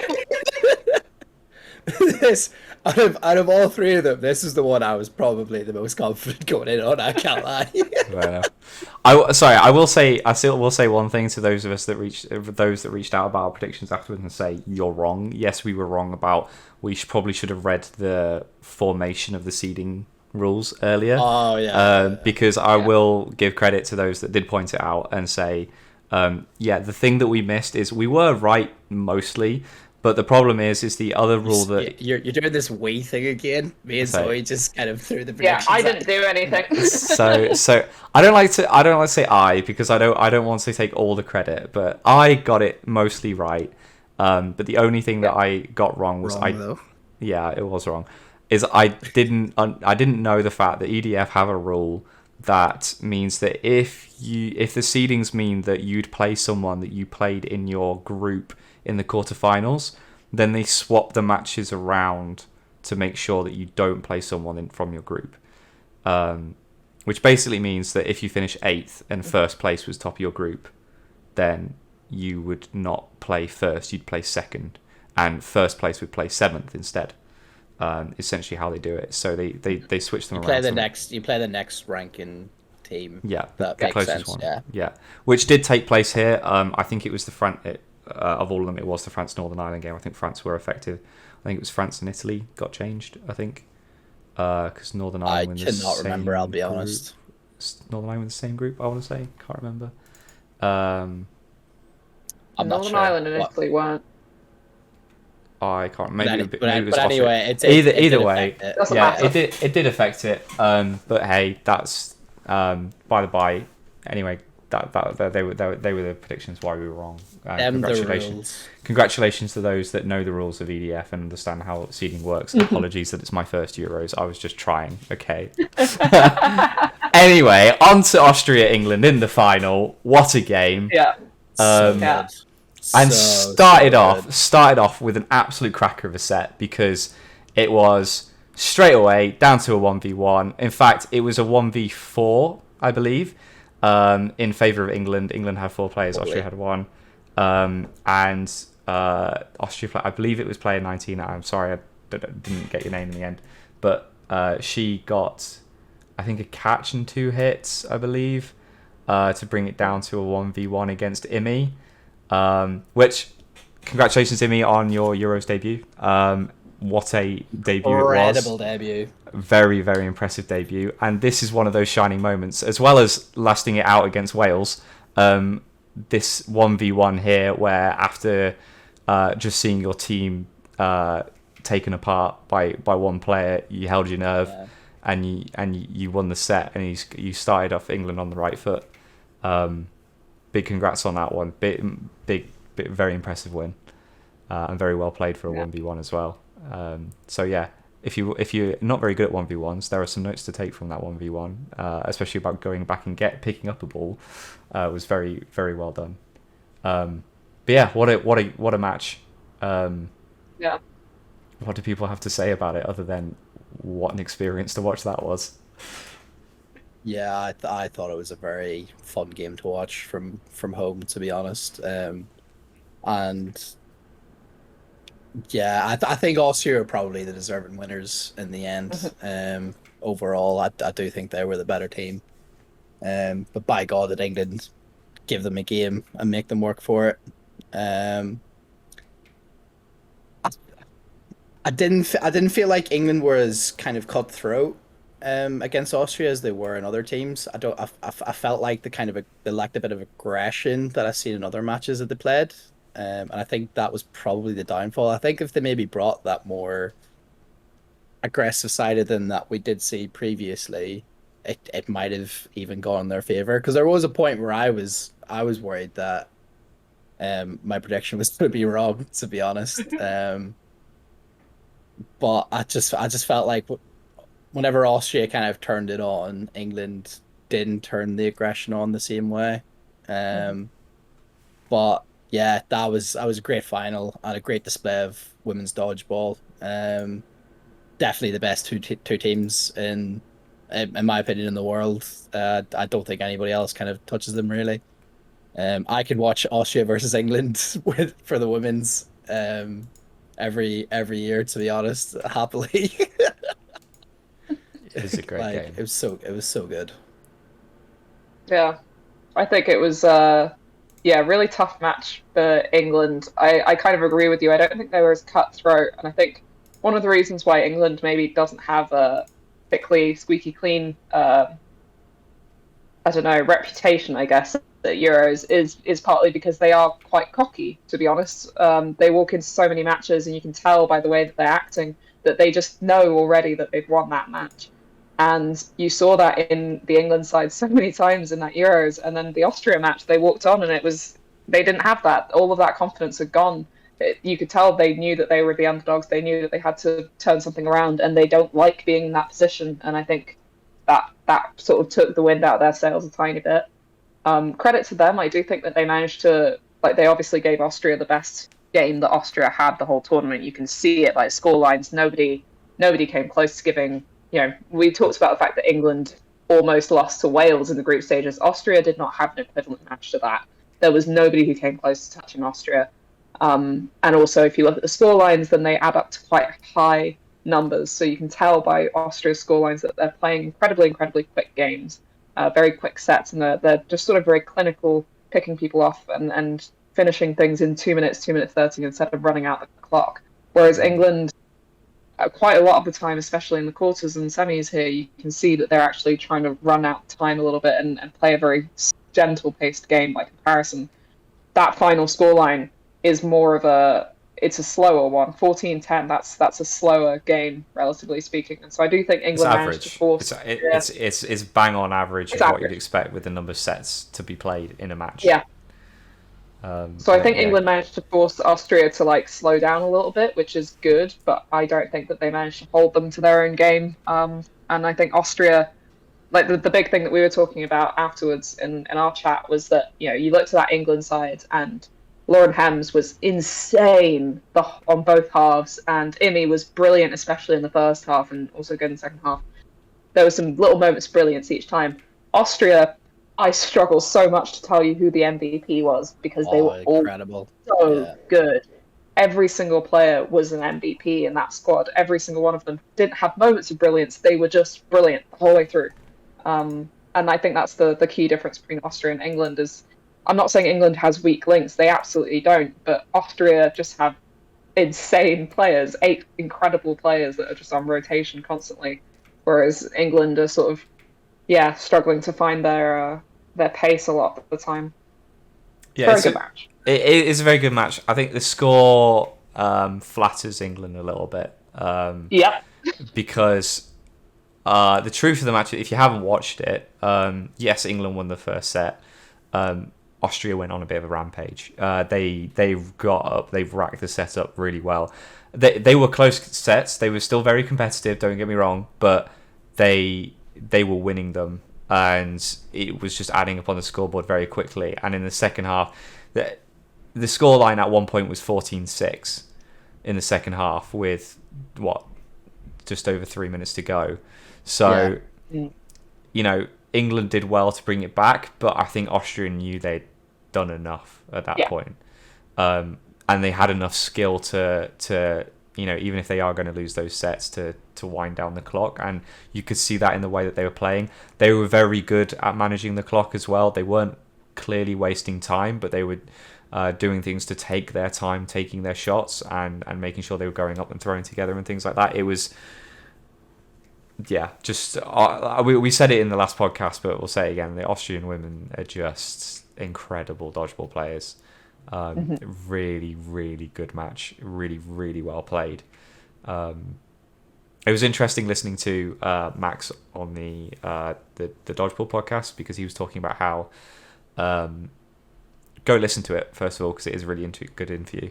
But he was talking about how that he, you know, from the Austrian perspective coming into this, they were like, look, they won the treble before, but they can't expect to win the treble again because we don't know what's happened since COVID, etc. And I think that's the right anticipation, or the right expectation to set yourself going into it.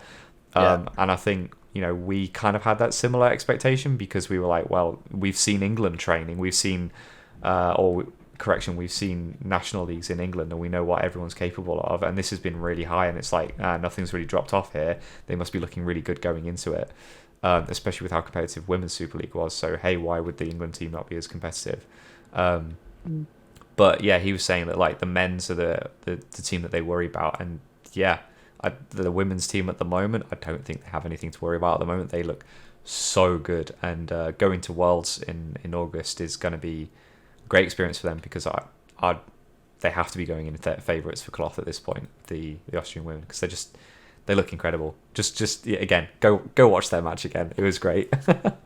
Yeah, speaking like kind of to talk about Worlds a wee bit, like I'm really looking forward to seeing how. I really hope Austria versus GB happens, because I want to see the difference of how GB plays against Austria compared to England. Because correct me if I'm wrong, but I'm assuming the women's coach for GB is different to the England coach. Don't know if either of you know that. I don't know. I'm not 100% sure, I'll be honest. But I'm really excited, because obviously you're going to have quite a few different women on it. Haven't seen the squads, so I'm really curious to see how that will pan out. So fingers crossed we get to see that match at some point. Yeah, that would be good. I think that's one thing that we noticed as well, right? Is that when the squads came out for England, like we were all on our group chat and we were just like, name your starting six, go.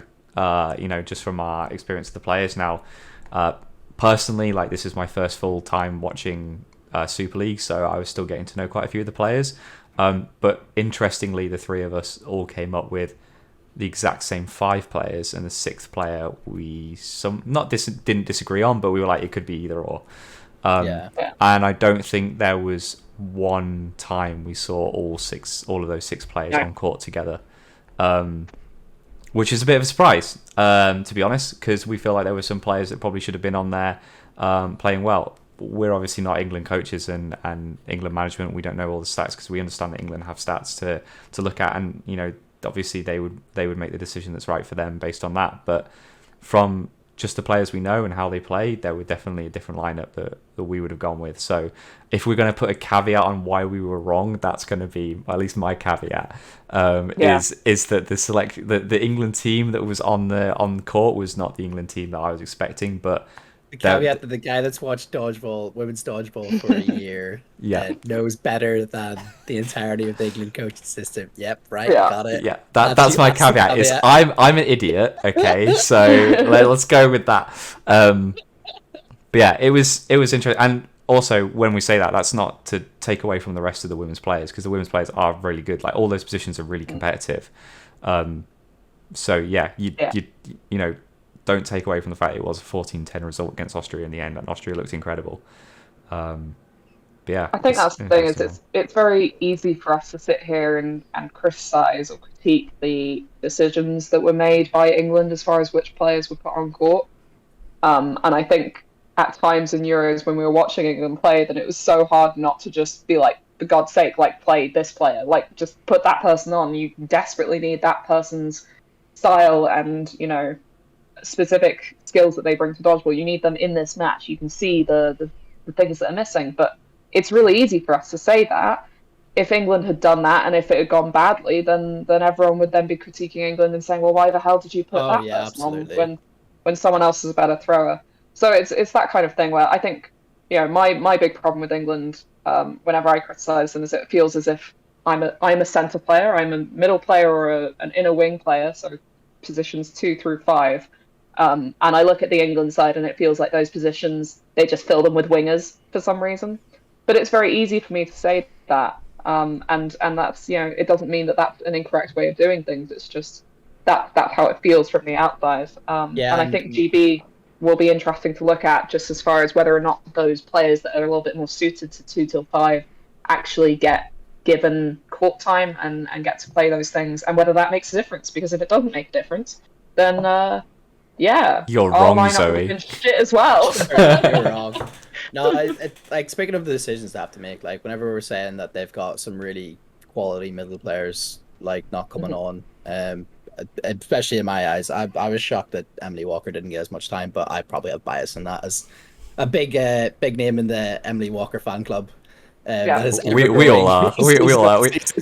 If you hadn't guessed, we all love Emily Walker on this podcast. So absolutely great, and shout out to her for winning the women's last women's standing competition. England's only gold. Taking shots. I don't care. I have fun. No, like, obviously we don't know what kind of how they want their middle players to play compared to other people, and the kind of system that they want to. We can guess it based on what we've seen, and I think there may have been 1 or 2 decisions I would have done differently, but they obviously know a hell of a lot more about the team than I do, and about women's dodgeball than I do, so I'm not going to sit back in there and criticize heavily, but because you could have played any of those players and it could have been the exact same result, because they have an insanely strong depth in their their ranks, and so do Austria. So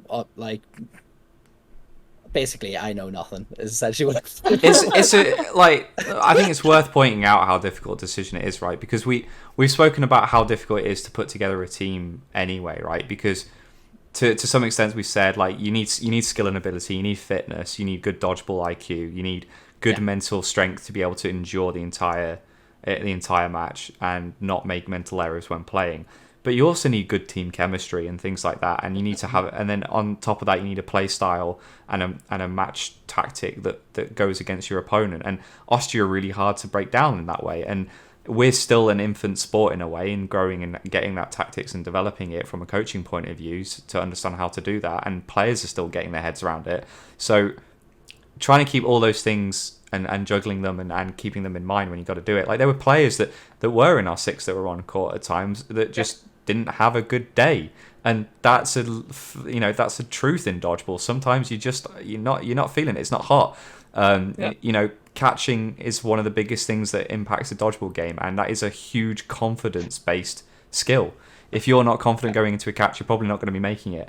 And if you drop a few catches, that can really knock your confidence for a whole day of dodgeball, especially in the knockout tournaments you got here. So there were some players that were, we rate really highly, that were just having a bad day, and that happens. That happens to everyone. And from a coach's perspective, that must be really difficult, because they've got it in them to turn this game around in the way that they're playing and fulfill that role that you're looking for, and then trying to find someone to necessarily replace that role or jump in and have the same, be as match ready and up to speed with this flow of the game as someone that's currently in it. Like, how do you do that? Like, it's the same thing we have, like, in other sports, like rugby, for example, is you usually get the rolling substitutes about 60 minutes or whatever, but it's actually a really difficult decision from them. Of sometimes you need to let players keep playing because they're in the flow of the game and they know how to keep going, and sometimes you just need to bring on fresh legs. In a dodgeball game, it's actually really difficult to do that, because sometimes you've only got really one shot at it, because you have to win each set. It's a nested score system, right? You have the certain players left on court, and then you also have the actual score that matters at the end of the day. So it may be they're having a good impact on the court and getting lots of players out, but maybe not winning those sets. And it's being England coach, making those decisions, absolute headache, or any international coach, to be honest, because every country's got their own difficulties with squad selection, whether it's ability, play time, whatever it may be. Absolute headache. And especially as we grow as a sport and know more about how the ebbs and flows of dodgeball go, we'll need to learn and keep experimenting to learning on it. So big respect to those that are doing it. Yeah, I would say massive congratulations to every single coach at Euros, because it's insanely hard as a job, and it's also one of the most thankless jobs you'll get. Like, the coaches have to stand in the outbox, or in the coaching box rather, and like make those really tough decisions, try and, like we said before, it's chess, right? So they're trying to think 5 steps ahead of the opposition, trying to work out what the changes that you need to make to rebalance the game in your favor. And then you have to make that change and communicate it to the players, and somehow not have your players feel attacked by that change, and communicate exactly why you're doing that. Or it's really, you end up with a tricky situation where you might have to bring off one of your best players, and they won't understand why you've done it, and you can't explain it in that moment. And if they start throwing a hissy fit, then suddenly the entire mental game has gone down the shitter, and basically you're all just screwed.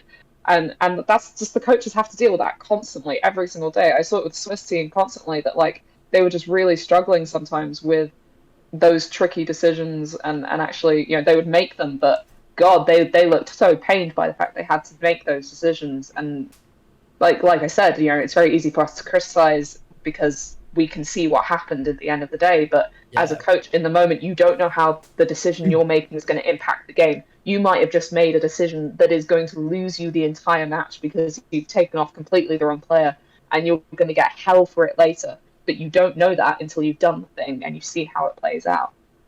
So massive kudos to the coaches and the managers. It's a really, really hard job, and it's one of the ones it's not flashy. You don't ever get MVP for coaching, but it's so core and critical to dodgeball, and it's such a vital thing. And I think it's one of those roles that's really going to grow in dodgeball over time. Just that tactical side of things.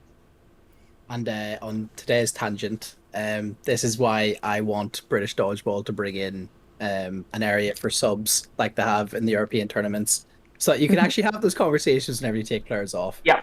Because I find it very frustrating that whenever I'm looking to make substitutions, I can't talk to my players. Yeah. I think that also comes down to a bit of facilities things, right? Because on some of the courts, we just don't have space for that, realistically. Yeah. But it should happen in St. George's Park, though. St. George's Park, I agree. Plenty of space. Wee small halls. To be fair, most of the subs are like not too far away anyway. To be fair, we Well, probably it's in should George's have. Park. It is brutal. It can't have like sub boxes. Yeah, we probably should have discussed this earlier, but there is definitely room for discussion on what rules would we like to see come in from the European set. I know that Bant Dodge were bringing up that as a question. I have my own opinions about it. I think it's valid to bring some of it up. I think, one of the things that I ended up very late talking to Sean about was rules most of the time, because it's a fascinating thing. We play a different rule set in Britain as everyone else does in Europe, and everyone else some locally. reason. Yeah, everyone else locally in Europe seems to do it as well. So, yeah. I think let's bring that up on the next podcast as a spicy next one. Yeah, But, I think a rules one definitely- after the men and mixed would be quite an interesting one to do, actually. yeah. Yeah, So agreed. we'll discuss a bit of that then. But the other thing I was going to mention, a highlight from the England-Austrian game, is watch out for the most amazing ricochet catches that came off in that game. Like, honestly, two ones that are worth watching out. I think they happened in the same set. I think it was the second set it happened in. And one was a ricochet catch off, I want to say it was off Hems, and it goes all the way across court, and Imi just drops the ball and catches it like that. Oh, Yeah. yeah. I was just like, sorry, what just happened? Amazing reflex catch. And then to finish that set, I think happened where it was a 1v3 England against Austria. So 1 English woman, 3 Austrian women. And the way it happened is the English player threw a ball, absolute toe dinger on the Austrian.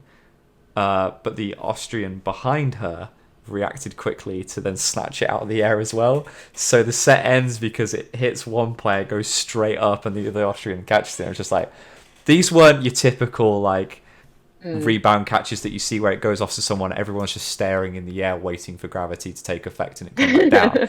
These were like, oh, it's hit, bang, I've caught the ball. Like, these insane reflex catches. It was what a game. What an absolute game. Very, very much. Go watch it. Go watch the match. It's only 30 minutes, so it'll be the best 30 minutes. We were saying it before, like the amount of this game could be an absolute cracker. Like the amount of games that were absolute crackers. We've got 2 other competitions to cover as well. We've got mixed and men's. There were some great games in this.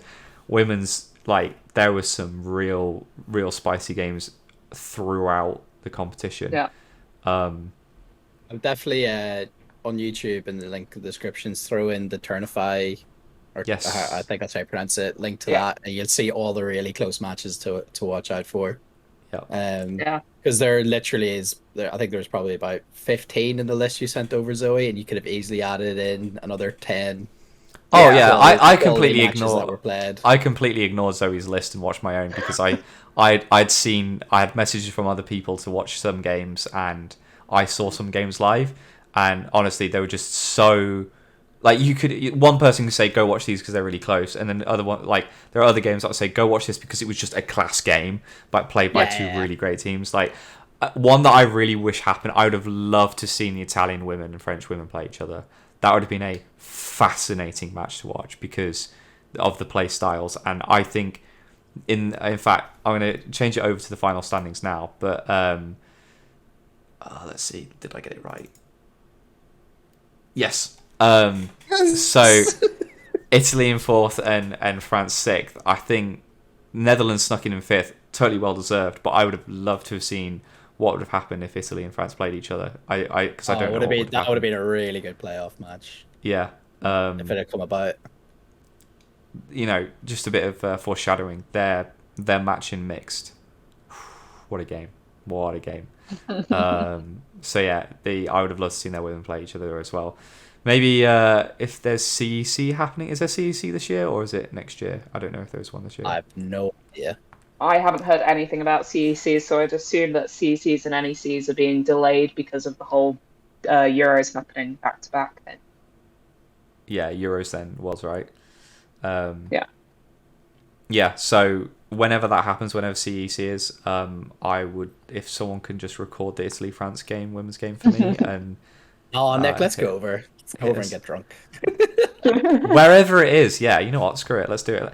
This is just going to be a touring podcast at the end of the day. Like, how cool would it be if we can do an in-person podcast one day? We'll just be set up and it's like, here's a catching out podcast, and we've just like rented out a bar, and everyone's just playing dodgeball to come to the bar to listen to us talk about them. I want this to turn into the dodgeball version of the Peter Crouch podcast, which is because that's literally what they do. They just Yeah. eat a curry and drink beer and chat sounds about amazing. football rubbish. It's fucking amazing. But in order for us to do that, you guys need to hit that subscribe button, follow. Monetize. Monetize. 5-star review. Leave a rating and a review on all the podcast apps. Let us know what you think. All the interactions help. Share with your friends and family, because hey, we want to raise the profile of dodgeball, and just sharing them, sharing to all your friends and stuff of, hey, look, this is what's happening in the sport, and this is their take on how I played and stuff. Like, go do it, because we want to try and share the sport, the sport that we love, with as many people. And I think Max put it very well. Like, we want the sport to grow. We want to see the competition be as competitive as possible. And my takeaway from the Euros was it was a fascinating experience. It was just so enjoyable from beginning to end. I was absolutely knackered by the end of it, but my God, it was worth it. Because just the experience was unforgettable. Best experience of the year by far. For me, nothing's going to top this for the rest of the year, for sure. I think it's just amazing looking at that women's table and just really thinking, like, 5th through 12th, I would honestly say pick any of those teams against any other team within that section, and you could have just such an amazingly close match. And that's such a great range. Because Ireland finished behind Sweden in the group, and then finished above them in the rankings. Yeah, how did that happen again? It was because Ireland beat Switzerland, so they beat you, and then Sweden lost to Czech Republic. Yeah. So it was a rough time for Switzerland, because like you played some really great games, and they were really close. It's mental. And like even in those knockouts, right? You lost to Ireland by 1 set. You lost to Sweden by 2 sets. Like, heartbreak. I'm very aware. You don't need to repeat it. No, for those that don't know, that's what I do. I just Carl wasn't at Euros, so he's losing every game. What did I lose? Oh, I don't know. Dignity. Yeah, a lot of dignity when I asked for all the dodgeballs. There's some interesting placements there. I think. I think it's so difficult to say who should have finished where, to be honest. And those results are, hey, it's going to make next year interesting, isn't it? Because exactly, those seedings that have changed around is. I was making the graphic for social media of like who's moved around and stuff like that, and I was looking at it. It's just like, I think there's like 1 or 2 teams that didn't change position. Everyone else moved up or down. And I'd love to see where Spain, Hungary, and Belgium come to next time, because they were not bad. Like I was saying, like they brought the competition. The 13th, 14th, 15th playoff was fascinating to watch. Was it the women's or no? Yeah, it was the men's or mixed, where there was Spain, Hungary drew, I think. No, sorry, it was Ireland. Ireland drew against Hungary, didn't they, in the men's? In the men's, Yeah, but that was, I think the other thing that this table doesn't really capture, not to go on about Switzerland and try and reverse the pity party around Switzerland, but Switzerland came 12th here, we came 12th last time, but the big difference between that 12th is that there are more countries involved. We came dead last time. We are not dead last this time round, and it's quite hard to remember that when you're looking at these positions, that even if you came a position lower than you did last time, you still are at the same level, if not better than you were in 2019, just through virtue of the fact there are more teams involved and the sport's growing. So if you manage to maintain position, that is impressive. That is kudos to you. It's good, it's growing, and that's what we want to see. Yeah, not to break Colum's heart, but Ireland finishing 10th compared to, I think it was 7th last time. Yeah, but it's a very different squad. Yeah. Very different squad to last time. Like, so I'm not overly surprised. Like there'd be a lot of embedding to be done, but a big shout out. I thought Meg and Kiwi played absolute blinders for Ireland. Yeah, agreed. They were incredible in my eyes. The rest of the girls played very well, but them two in particular, their aggression on the wings. I thought anybody looking to play the wing and dodgeball should be looking at girls like them. Honestly, incredible in my eyes. So hopefully next time that I see the Ireland women playing, if they can gel a bit more and get the team dynamics nailed down a bit more, could definitely see them jumping up the table by quite a few places. Because yeah, you see them they had a really close game with Italy, had a really close game with Sweden and Switzerland. Like the differences between the teams in that section is minimal. Yeah. Realistically, there were some games where one catch and you turn a loss into a win. So yeah, I'm really looking forward to seeing how they do. Hopefully, I'll be on the panel and train with them again next season. Fingers crossed. So yeah, I'm looking forward to seeing how it goes. It's exciting. Yeah, I think the it's interesting. Like looking at this from my perspective, is the Wales Scotland positioning, because I was with the Welsh and I know quite a few of the Scottish players playing because some of them are at Leeds, and the Scottish women played really well, and seeing them play it out for 7th, 8th after the quarterfinals was a tough position to be in, and I feel like that's really rough for them. But then, like the people that got the positions above the teams, well deserved. Like can't argue with it. Like I think finishing 7th and 8th has to be. We said it before. It's on the pre-Euros podcast, but finish. Almost like someone's got to finish 7th, but like you got to be proud to finish 7th or 8th, because getting into the quarterfinals is not easy. And it was a tough set of group stages, and it was like you said, Wales and Scotland finished on a higher set difference than Netherlands and France, but Netherlands and France finished 5th and 6th for a reason. That's dodgeball. That is dodgeball. So yeah, it really, really well played, everyone, and we'll see what next year brings. It's going to be interesting. Just to like shout out some other things that I saw that like in the women's game, it was really really cool. I think this is so embarrassing. I should have done proper research on name. Is it Kirsty Key for Northern Ireland? I think putting a name out there, and I don't know. Anyway, I don't know the Northern Ireland she was playing. She surname Key either way. I think she's number 9. Could be wrong. The definition of passion for dodgeball, like the way she fired up the rest of her team for like they won a set, and a pure passion on this. Honestly, it was incredible to watch. Like just absolutely energizing the team. Like we've got this. Come on! Like every game made so, especially in that France game. Like every win meant so much, and it does. It really does. When know what that feeling is like on court when you win a set that you were like, it means the world to you to win that set, because you're just like, come on, we're showing that we're doing this. Let's go for another one. We can do another one. We've got the momentum behind us, because we know dodgeball is a momentum-based sport as well. Like, really great to watch. Love seeing that enthusiasm, because we all feel it in the stands as well, because we know how much we are addicted to dodgeball as well. So great to see that passion. The smile on your face right now is unbelievable. Yeah, it was great to watch. But yeah, I think that's it for it, and only a 2-hour episode. I was getting very, very aware of that. I'm still an hour ahead of you guys, and I'm so knackered right now. Loser. But yeah, so I'm gonna drift off soon after this. But yeah, thanks for watching, everyone, or listening if you're on podcast. Don't forget to find us on Instagram. Reach out to us, say hi. I'm sure we'll be spreading the memes and the love through that way as well. Expect more reels. Impressive that we got 1,600 views on one reel. Don't know quite how that happened. Just loving it. It's the French. The power of the French. Allez les bleus. Excuse my horrific French. I know, it's terrible.